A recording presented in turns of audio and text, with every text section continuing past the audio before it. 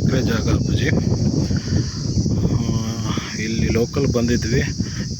ಇದ್ರ ಕೆಳಗಡೆ ಇದೆ, ಏನು ನೋಡಿ ಬೆಟ್ಟ ಈ ಥರ ಇದೆ, ಬೆಟ್ಟ ಇದೆ. ಅಲ್ಲೊಂದು ಮನೆ ಇದೆ ನೋಡಿ, ಅಲ್ಲೊಂದು ಇದು ಇದೆ ಅಂತೆ, ಏನು ಬಾವಿ ಇದೆ ಅಂತೆ. ಅಲ್ಲೊಂದು ಬಾವಿ ಇಟ್ಟಿದ್ದಾರೆ. ಆಮೇಲೆ ಟ್ರಾನ್ಸ್ಫಾರ್ಮರ್ ಇದೆ.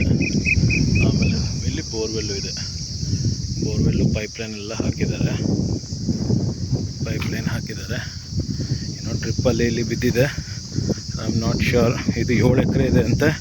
ಅಕ್ಕಪಕ್ಕ ಅಲ್ಲೊಂದು 4 ಎಕರೆ ಇದೆ. ಅವ್ರು ಕೊಡ್ತಾರೋ ಇಲ್ಲೋ ಗೊತ್ತಿಲ್ಲ. ಬಟ್ ಎಲ್ಲ ಒಂದೇ ಸತಿಗೆ ನಾವು ಅಕ್ವೈರ್ ಮಾಡ್ಕೊಳಕ್ಕಾಗಲ್ಲ. ಒಂದು ತೊಗೊಂಡು ಆಮೇಲೆ ಅರ್ಜೆಂಟ್ ಮಾಡಿದೆ ಸ್ಲೋ ಆಗಿದ್ದರೆ ಸಿಗುತ್ತೆ ಅಂತ ಅಂತಾರೆ.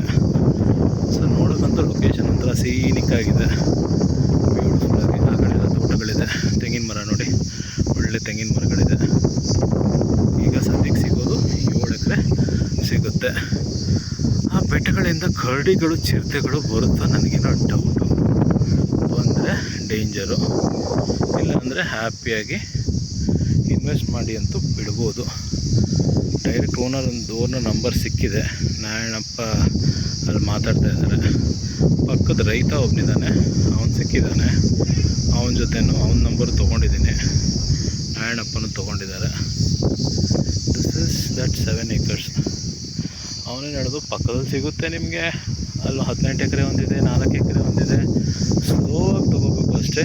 ಎಲ್ಲ ನನಗೆ ಇವತ್ತೇ ಬೇಕು, ನಾಳೆ ಬೇಕು, ಎಲ್ಲ ನಾನು ಫೆನ್ಸಿಂಗ್ ಹಾಕೊಂಡ್ಬಿಡ್ತೀನಿ ಅಂದರೆ ಆಗಲ್ಲ ಅಂತಾರೆ ಇವರು.